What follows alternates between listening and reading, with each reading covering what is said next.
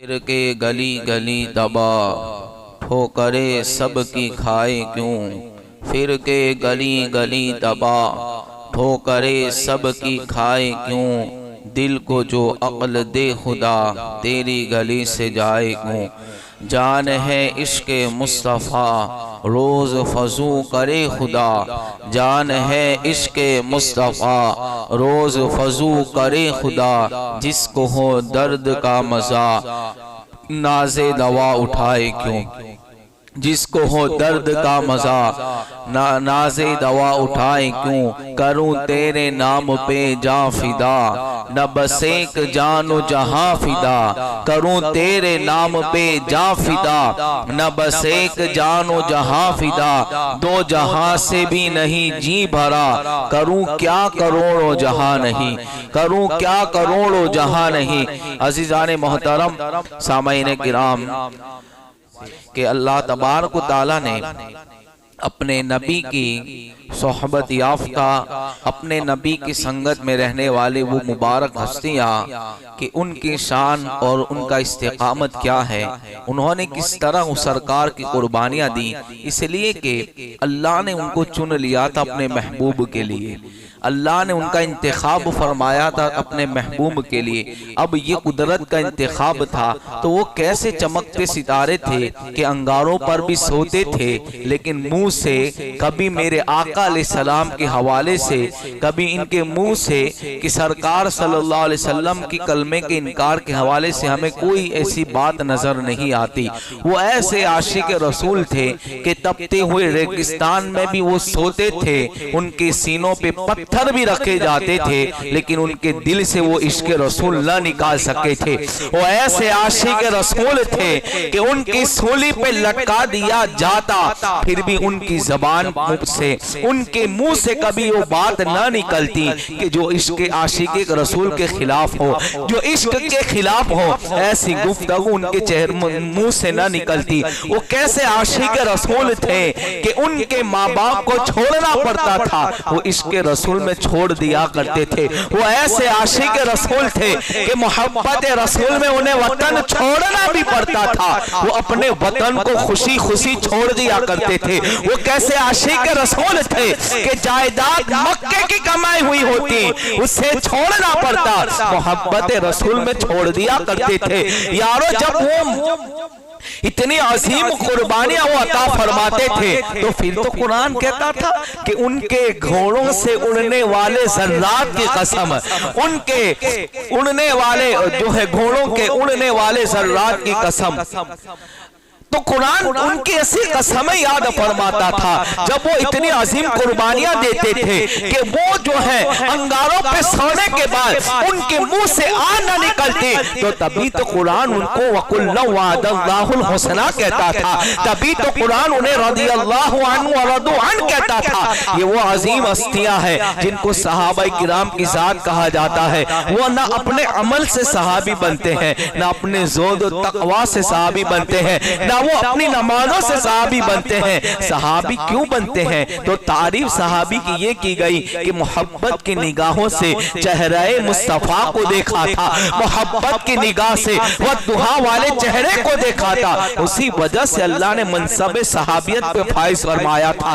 और ये वो मनसब है कि क़यामत तक किसी को नहीं मिल सकता है। ये वो मकाम और मर्तबा है कि सारे कुतुब और अब्दाल भी मिल जाए, एक सहाबे रसूल तक नहीं पहुंच सकते। वो क्या वजह थी? ज़ुहद व तक़वा नहीं था, इश्क़ रसूल था, मोहब्बत रसूल थी। इसलिए कि महबूब को मोहब्बत की निगाह से सहाबाए किराम ने देखा था। मेरे प्यारे आका अलैहिस्सलाम के प्यारे दीवानों, आज के इस पुरफितन दौर के अंदर सहाबाए किराम जैसा तो हम वो इश्क़ रसूल नहीं ला सकते, लेकिन अगर आशिक रसूल जिंदा है जमीन पर तो यारो याद रखना हमारा इस्लाम भी बाकी है, हमारा मजहब भी बाकी है। इसलिए इश्क़ रसूल वो नेमत है उस अल्लाह की तरफ से, मोहब्बत रसूल वो नेमत है अल्लाह की तरफ से कि जिसके दिल में इश्क़ रसूल नहीं होता है चाहे लाख इबादत करे वो मोमिन हो नहीं सकता है। जिसके दिल में मोहब्बत रसूल नहीं होती है, चाहे लाख सजदे करे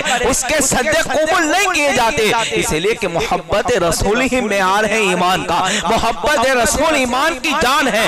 जब तक हम मुकम्मल आशिक रसूल नहीं हो सकते, हम कौन से दावे करते हैं कि हम मोमिन हैं। यारो वो सहाबाए किराम की साथ मुबारक थी, आप तारीख का मुताला करें, ऐसी मोहब्बत उन्होंने की। और इसकी वजह क्या थी? वो जानते थे हमें इश्क़े रसूल ही हमें कमाल तक पहुंचाएगा। इश्क़े रसूल ही था कि जिसकी वजह से कैसर और किसरा के ताजदार फारूक आज़म की हुकूमत के अंदर उनके ज़ेरे साया पलते नजर आते हैं। वो इश्क़े रसूल ही था। वो क्या था? हम फारूक आज़म से पूछते हैं कि क्या था, क्या वजह थी कि कैसर और रोम उस जमाने की सुपर पावर ताकतें थी। कैसर और रोम का जैसे आज अमेरिका सुपर पावर मुल्क माना जाता है, इसी तरह कैसर और रोम को भी माना जाता था। लेकिन क्या वजह थी कि फारूक आज़म का खाली खत भी पहुंच जाता था। फारूक आज़म नहीं पहुंचते थे, फारूक आज़म का खाली खत ही पहुंच जाता था। और उनका नाम सुनते थे तो उनके जो है तख्त पर बैठने वाले बादशाह कांपते नजर आते थे। आखिर वजह क्या थी? वो नाम में लाने वो तासीर रखी थी कि कैसर और रोम के बादशाह भी सरकार फारूक आज़म के नाम से लर्जा बरंदाम नजर आते हैं। सरकार फारूक आज़म के नाम से उनके तख्त हिलते नजर आते हैं। तो वजह क्या थी? तो हम फारूक आज़म ही से पूछते हैं। आप फरमाते हैं कि जब मैं वादी तहामा से गुजरता हूँ तो मेरी आंखों में आंसू आए। लोगों ने पूछा रोने की वजह क्या है? आप कहते हैं ये वही मक्का की गली है, ये वही मक्का की वादी है जहां मैं जब जो है जवानी के अंदर इस्लाम कबूल करने से पहले ऊंटों को चलाता था। मेरे बाप ने मुझे तमाचा मारा और कहता है खत्ताब का बेटा होकर तुझसे 5 ऊंट लाइन में खड़े नहीं होते हैं। खत्ताब का बेटा होकर तुझसे 5 ऊंट जो है सही तरीके से लाइन में खड़े नहीं होते हैं। मैं इसलिए रो रहा हूँ कि जब मैंने दामन रसूल नहीं पकड़ा था, जब तक मेरे दिल में इश्क़ रसूल नहीं था, मैं मुझसे 5 ऊंट भी सही तरीके से खड़े नहीं हो पाते थे। ये मोहब्बत रसूल का सदका है कि आज अगर उमर का नाम कैसर और रोम के बादशाह भी ले ले तो उनके तख्त कांपते हुए नजर आते हैं। कि वो फारूक आज़म है कि जब इस्लाम ना आया था मेरे दिल के अंदर मोहब्बत रसूल नहीं थी, इश्क़ रसूल जब तक नहीं था तो 5 ऊंट खड़े रहना मुश्किल था। लेकिन जब मोहब्बत रसूल आती है, दामन रसूल में मैंने जगह ले ली, तो आज कैसर और रोम नहीं बल्कि 22 लाख मुरब्बा मील पर हुकूमत करते नजर आते हैं। मेरे प्यारे आका सलाम के प्यारे दीवानों, जब तक मुसलमानों के अंदर इश्क़ रसूल मौजूद था, मुसलमान हुक्मरान था, जब तक मुसलमानों के अंदर मोहब्बत रसूल मौजूद था, जब तक हमारी तख्त ताज की हुकूमत थी। आज सरकार कोई भी बन जाए, आज कोई भी गद्दी पर बैठ जाए, अच्छे दिन नहीं ला सकता है। मुसलमानों अच्छे दिन चाहिए तो हुजूर से मोहब्बत करो। अरे अच्छे दिन वो क्या दिखाएंगे जिनके पूरे दिन चलते हो? वो कौम को क्या अच्छे दिन दिखाएंगे? अगर अच्छे दिन चाहते हैं तो हमारे दिल में इश्क़ रसूल होना चाहिए। हम अगर मज़हब के नाम पर पक्के हो गए, अगर हम इस्लाम के नाम पर मजबूत हो गए तो हमारे लिए अच्छे ही अच्छे दिन है। और सुनो, दुनिया मोमिन के लिए कैद खाना है। हमें अच्छे दिन दुनिया में नहीं चाहिए, हमें अच्छे दिन तो जन्नत में चाहिए। इसलिए कि मोमिन के लिए कैद खाना है और आजमाइश की कर जो है दुनिया है। आका फरमाते हैं, एक सहाबी कहते हैं आका मैं आपसे मोहब्बत करता हूँ। तो मेरे आका ने कहा इम्तिहान के लिए तैयार हो जाओ, आजमाइश के लिए तैयार हो जाओ। हमारे लिए कौन अच्छे दिन लाएगा? अरे एक मोमिन का अच्छा दिन तो कब्र में जन्नत का बिस्तर होता है। एक मोमिन का अच्छा दिन जन्नत में हुजूर का पड़ोस होता है। और आगे चल के ना कह दो कि मोमिन का अच्छा दिन तो मेरे मुस्तफा के कब्र में आने से होता है। कब्र में लहराएंगे ताहश्र, चश्मे नूर के जलवा फरमा होगी जब तलात रसूलुल्लाह की। हमारे अच्छे दिन तब आएंगे। ये इश्क़ रसूल है कि जिसने कैसे और किसरा के ताजदार को भी कांपता कर दिया। ये मदामन रसूल है, ये निस्बत रसूल ही तो थी कि फारूक आजम के नाम से पूरा कैसर रुम लर्जा बरमदाम था। फारूक के नाम आके आजम रज़ी अल्लाह ताला अन्हु की चिट्ठी से एक समंदर खुश्क हो चुका था, वो जारी हो गया था। फारूक आजम के नाम से जब उनकी आपकी चादर मुबारक जब आग के शोलों को दिखाई गई तो वो आग के शोले भी दूर होते नजर आते हैं। ये क्या वजह थी? ये इश्क रसूल था, ये मोहब्बत रसूल थी। आप देखें अल्लामा इकबाल ने कहा था मुसलमानों को जो है हम हरा नहीं सकते जब तक उनके दिल से उनके जिस्म से रूह मोहम्मद ही ना निकाल दो। जब तक इश्क रसूल हमारे अंदर मौजूद था तो खालिद इब्ने वलीद जैसे मुजाहिदीन पैदा थे। जब तक हमारे अंदर इश्क रसूल मौजूद था तो हजरत अबू उबैदा बिन जर्रा जैसे जनरल सहाबा किराम मौजूद थे। अरे आप तारीख का मुताला तो करें, कैसी मोहब्बत सहाबा ने की थी, कोई मिसाल कायम नहीं कर सकता है।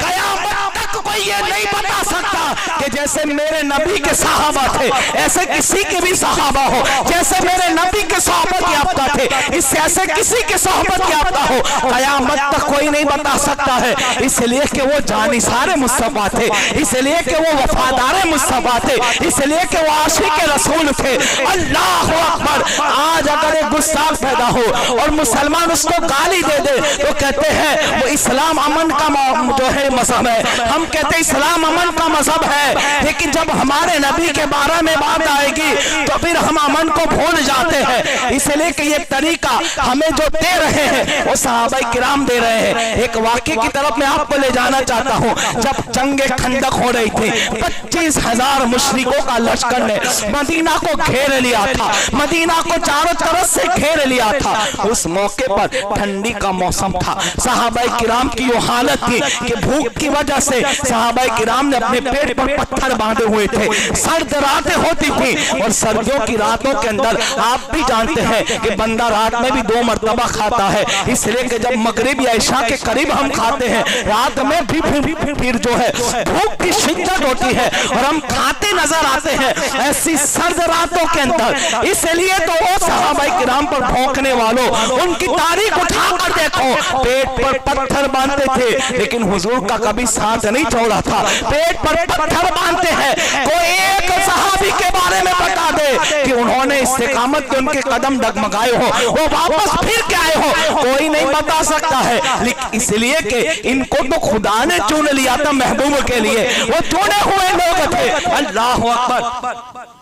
तारीख का मुताला करें आपको पता चलेगा जब जंगे खंदक हो रही थी 25,000 का लश्कर, 25,000 का लश्कर जो है आप देखें उस वक्त ये हुआ कि उन लोगों ने क्या किया कि घेराबंदी करके ये मंसूबा बनाया कि हम मदीना मुनव्वरा से जो है मुसलमानों का खात्मा कर देंगे। उस मौके पर ये हुआ कि एक मुशरिक जो है सरकार अलैहिस्सलाम की बारगाह में आकर बातचीत करने लगा कि बातचीत करके सुलह की बात हो जाए। उन्होंने शर्त रखी कि हम जो है आपसे कुछ लेंगे तभी हम 25,000 का लश्कर वापस लेकर जाएंगे। 1,500 की तादाद सहाबा किराम की, एक तरफ 25,000 का मुशरिकों का लश्कर मौजूद था, चारों तरफ से घेराबंदी हो चुकी थी। अगर ऐसा माहौल हो, अगर हमारे दौर के अंदर अगर वही माहौल आज हमारे पास हो तो हम घबरा उठते हैं, हमारी नींदें उड़ जाती हैं। लेकिन कसम खुदा की सहाबा किराम के चेहरों पे जो इत्मीनान था, इसलिए कि वो जानते थे कि जान भी इनके लिए है, माल भी इनके लिए है, वफादारी भी इनके लिए है, अरे मरेंगे भी इनके लिए, जिएंगे भी इनके लिए, इसलिए जान की कोई परवाह नहीं है। मुशरिकाने मक्का मेरे मुस्तफा की बारगाह में हाजिर होते हैं और बातचीत करते हैं। क्या बातचीत होती है? मेरे आका कहते हैं कि तुम लश्कर को लेकर वापस चले जाओ, मदीना में जो खजूरें पकेगी उसका हम तीसरा हिस्सा जो है 1/3 हिस्सा हम तुम्हें हर जो है दिया करेंगे, तो वापस चले जाओ इस लश्कर को लेकर, हम तुम्हें दिया करेंगे। मुशरिकाने मक्का कहते हैं कि हम वो नहीं लेंगे, हम 50% के मालिक होंगे, हम 50% का हिस्सा लेंगे तभी हम जाएंगे। बातचीत हो रही थी, दुरूद शरीफ पढ़े अल्लाहुम्मा सल्ली अला।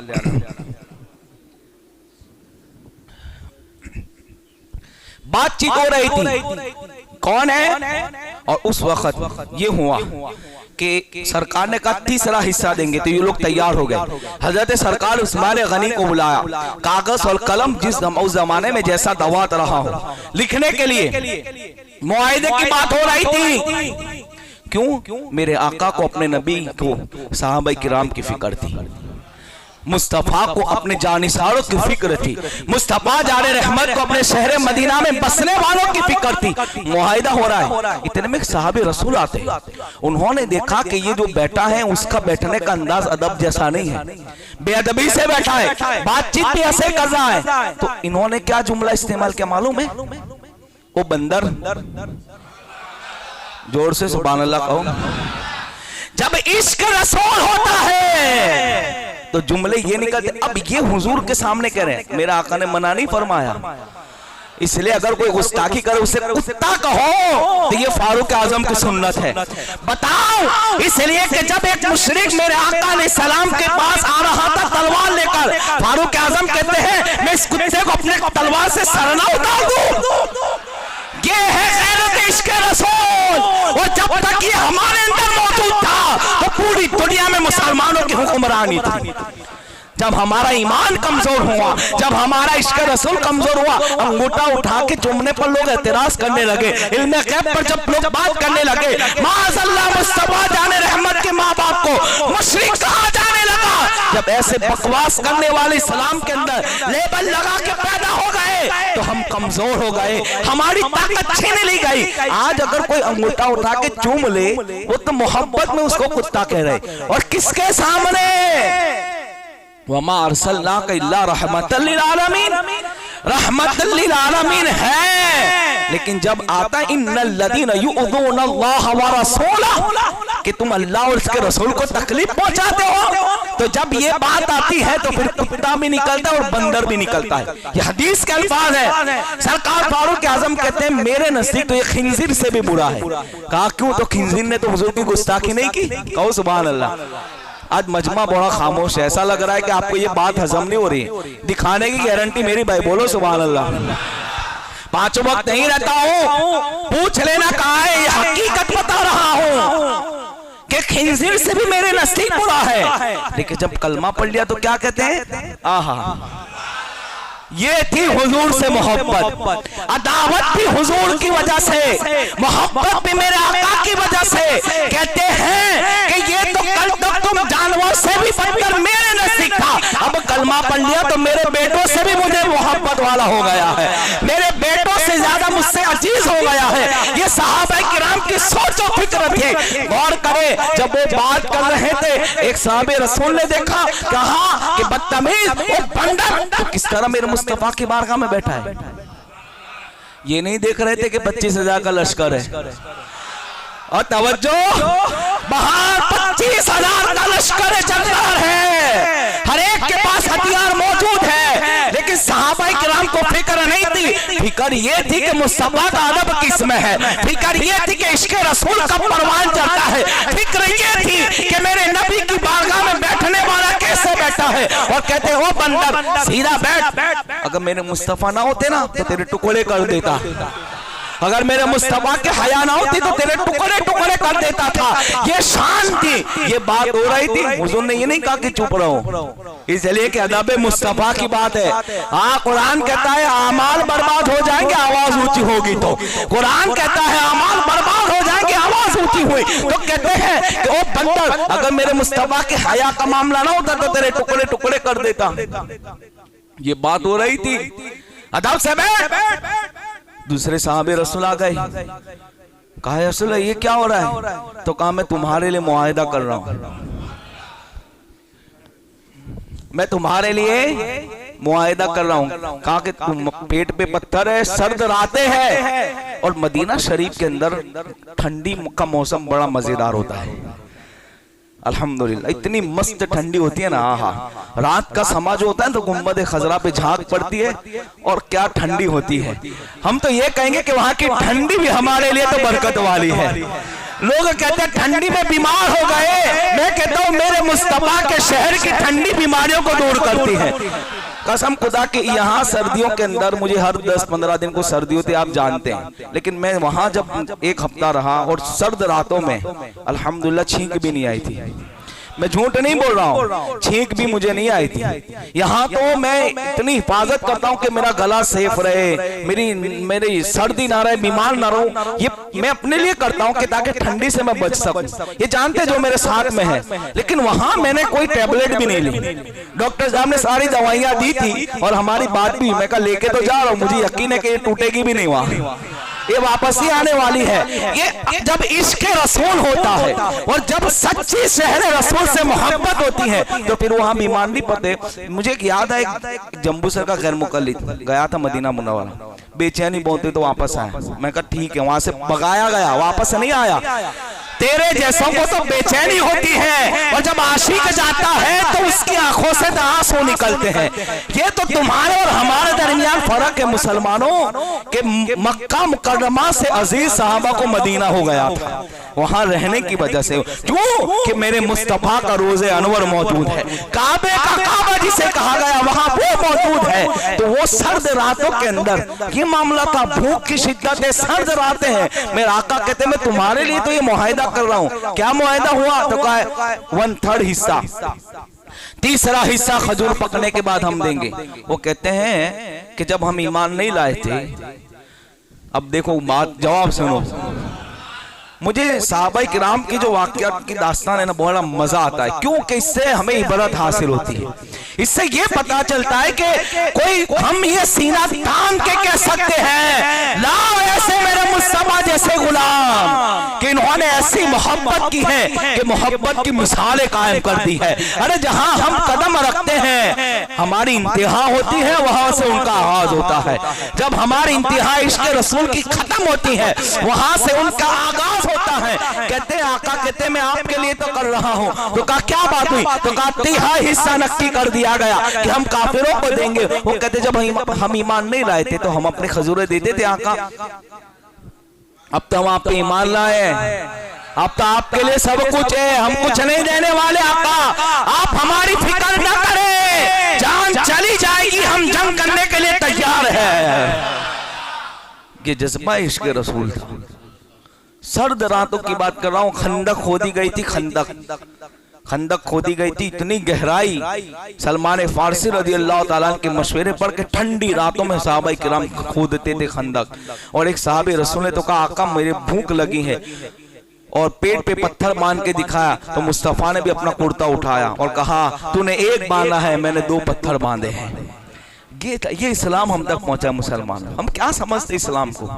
इस्लाम का सौदा कर दिया लोगों को दिखाने के लिए। लोग हमारी इंप्रेशन खराब ना हो तो हम लोगों के सामने खड़े खड़े भी खा लेते हैं।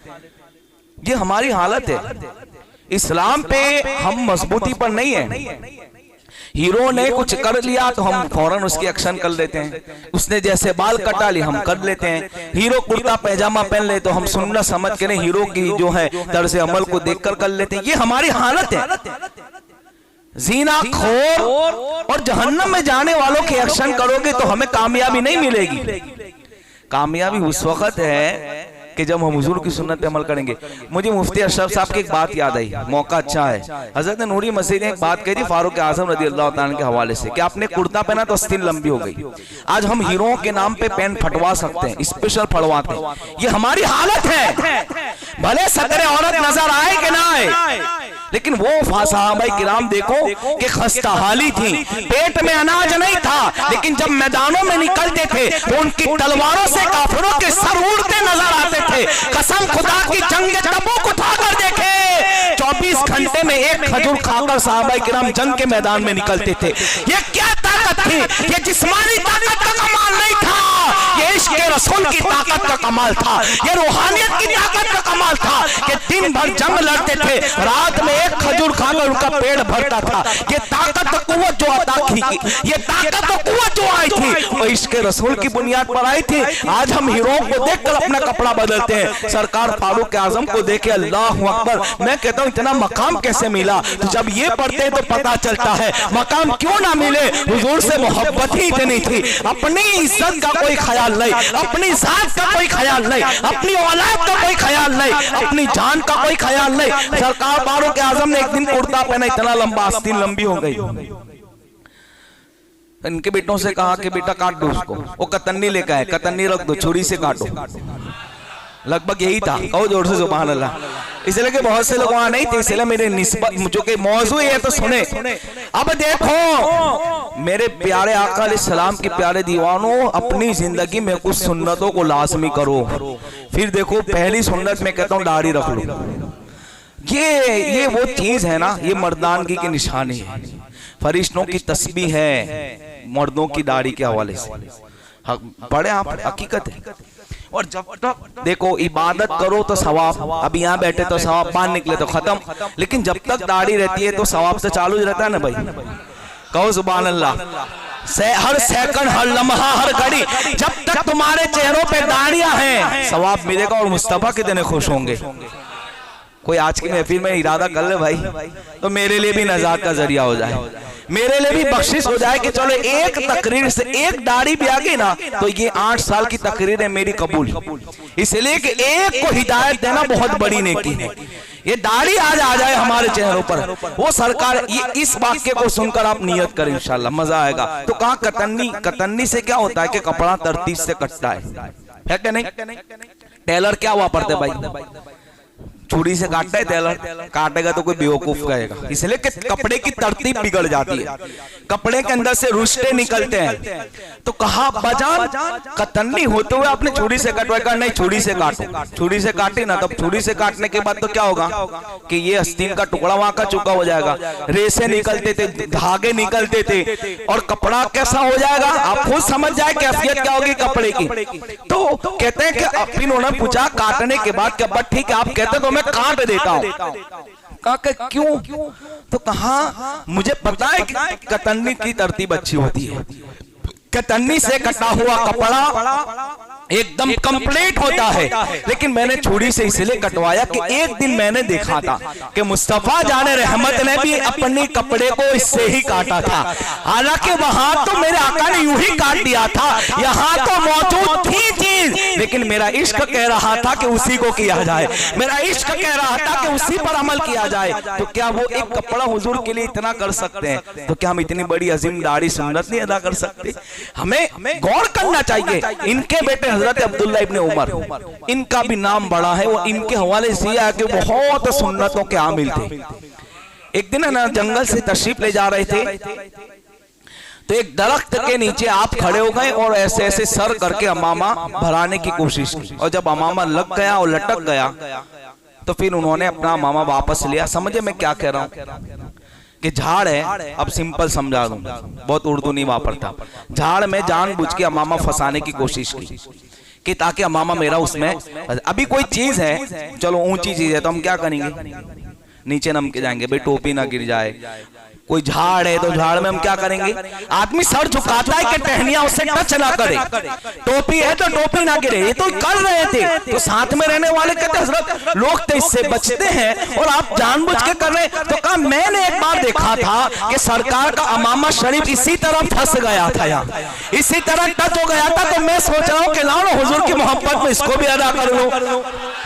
कोई बता सकता है तारीख में ऐसे लोग? इसलिए तो कुरान कहता है कि वकुल्लु वअदल्लाहुल हुस्ना, कि हमने उनके साथ हुस्ना का वादा कर लिया। वस्साबिकूनल अव्वलून मिनल मुहाजिरीन, कुरान कहता है। अरे उनकी कसम तो कुरान उनके घोड़ों से उड़ने वाली टाप की भी कसम याद फरमाता है। ये शान है। तो ये सहाबा किराम की मोहब्बत रसूल थी। मुसलमानों गौर करे, कोई बता सकता है मिसालें ऐसी? और देखे क्या मोहब्बत थी।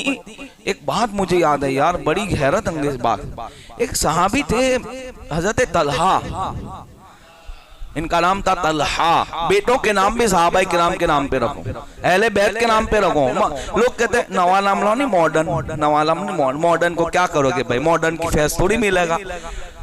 तलहा रदी अल्लाह तआला का नाम रखोगे तो फैज भी मिलेगा, मॉडर्नों का फैज नहीं मिलता है, नहूसतें बरसती है उनसे तो बस बरसती है ना। और सहाबा किराम और अहले बैत के नाम रखो तो बरकतें निकलती है। तो कहते हैं कि ये हुजूर का काम किया करते थे, कुछ भी काम करते थे तो कहा ये तो क्या है यार, तो छोटा मोटा काम करते रहते हैं। तो अल्लाह के रसूल ने कहा आजमाना है, तो कहा ठीक है। बुलाया, कहा जाओ तुम्हारे बाप की गर्दन उतार के लाओ।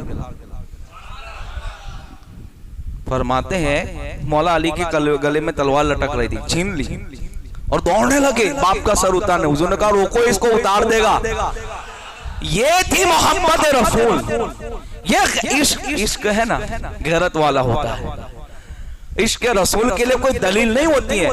लोग हमेशा अहले सुन्नत वल जमात कौन कहते हैं अंगूठा चुमना, अंगूठा चुमना। मैं कहता हूं मुसलमानों, बुखारी की रिवायत आपने नहीं पढ़ी कि सहाबा किराम हुजूर का जब थूक भी निकलता था ना, और ये होता कि अगर किसी के हाथ ना भी आता तो दूसरे के हाथ पे हाथ रख के बरकत हासिल करते थे। मैं कहता हूं इन्होंने कौन से कुरान के आयत में पढ़ा था, उनको कहां से लिखा हुआ था? हुजूर ने इस बात से रोका। तो जब इतनी मोहब्बत में कर सकते तो अंगूठा चूमने में कौन सी बुरी बात है यार।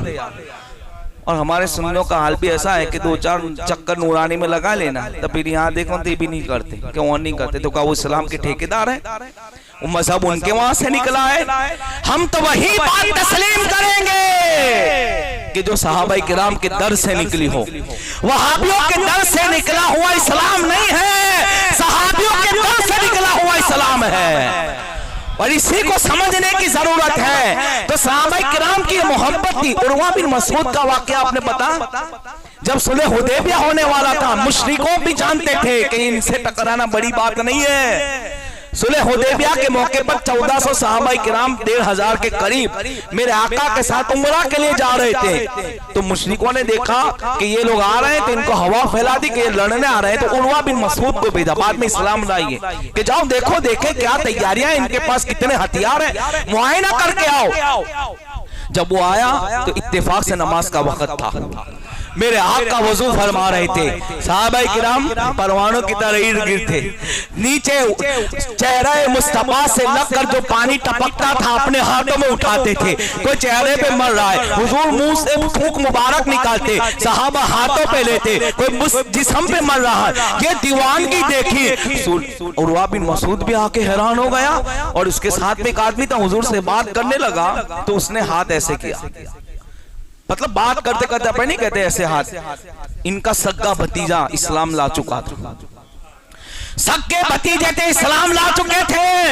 हाथ यूं किया तो हाथ पे झटका देगा, हाथ नीचे कर, तो जानता है ये कौन है? हमारे लिए तो बैद भी है, अगर दूसरी मतलब हाथ उठाए ना तो 4 टुकड़े हाथ के करके रख दूंगा।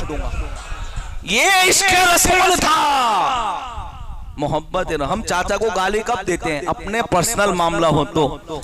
ये दीन के नाम पे इनके हाथ काटने की बात थी।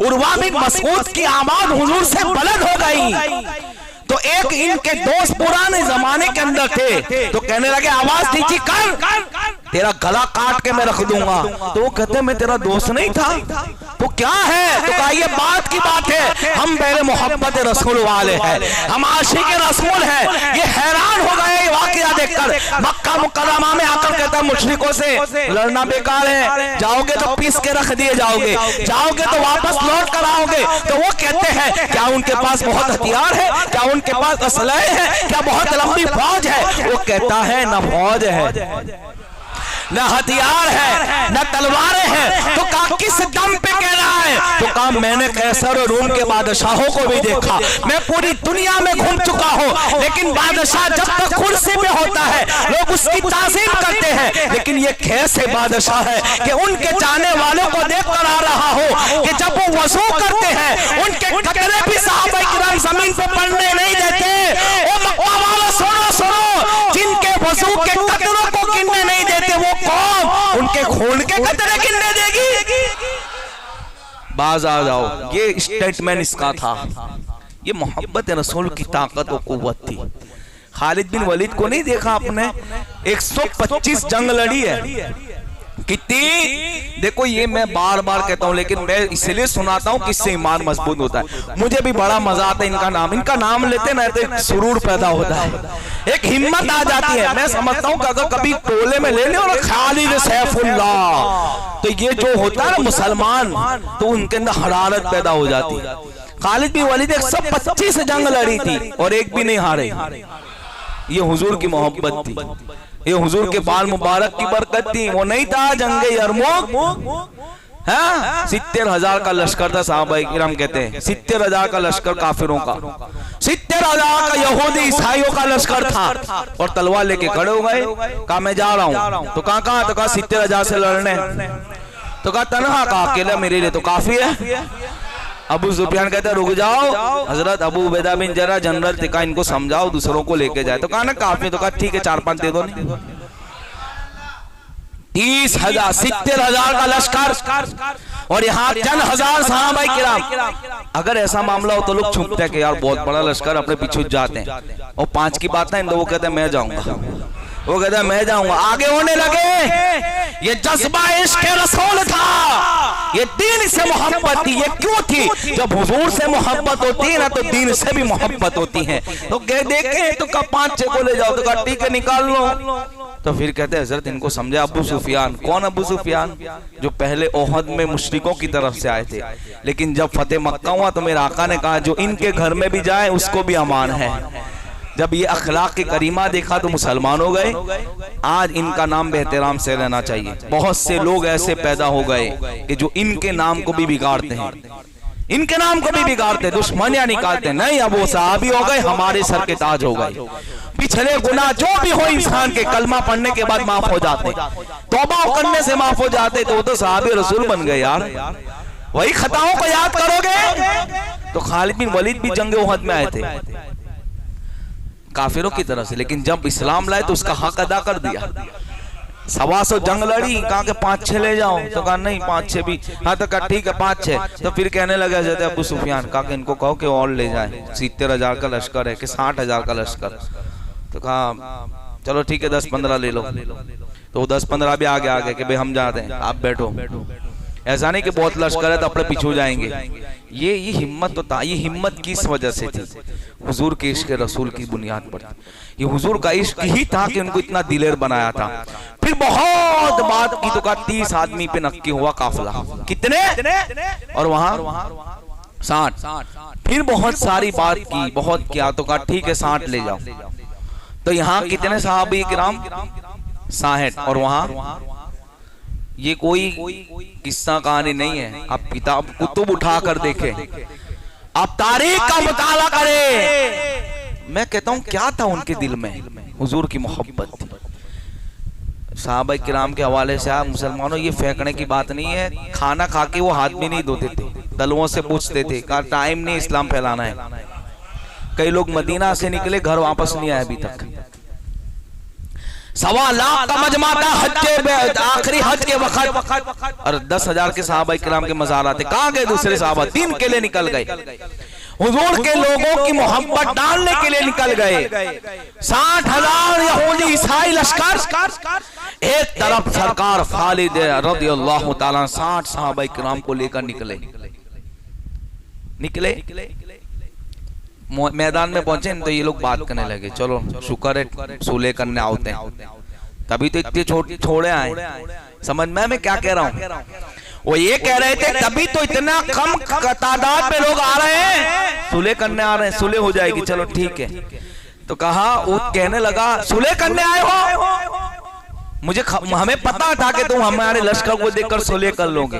तो खालिद कहते कौन कहता सुलह करने आए? तो कहा किस लिए आए हो? तो कहा लड़ने आए हैं। तो कहा हकीकत में? कहा हाँ। तो कहा 60? तो कहा ये 60 भी बहुत है, मैं तो अकेला काफी था। इसलिए कि हमेशा दुआ करते कि अल्लाह मेरी मौत जंग के मैदान में आए। ये हमेशा दुआ थी। लेकिन इंतकाल कहाँ हुआ? घर में बिस्तर पे। कहा क्यों? कहा सैफुल्लाह अल्लाह की तलवार थी, अल्लाह की तलवार को कोई हरा सकता है? लेकिन ये था कि सारे बदन पर एक निशान, बाकी ऐसा नहीं हुआ कि तलवार नेज़े ना लगे, पूरा जिस्म बना हुआ था। तो कहा लड़ने आए हो? कहा लड़ने तो आए हैं। तो कहा 60 किलो। तो कहा ये भी बहुत है तुम्हारे लिए, चलो जंग का ऐलान होता है, आ जाओ। साहबाई किराम फरमाते हैं कि खालिद बिन वलीद रज़ियल्लाहु ताला अन्हु की जंगी जो तदाबीर थी ना, उसके लिए उसकी दाद देनी पड़े। कितने बड़े लश्कर के सामने 60 को ऐसा खड़ा किया कि खबर भी ना पड़े कि कितने हैं।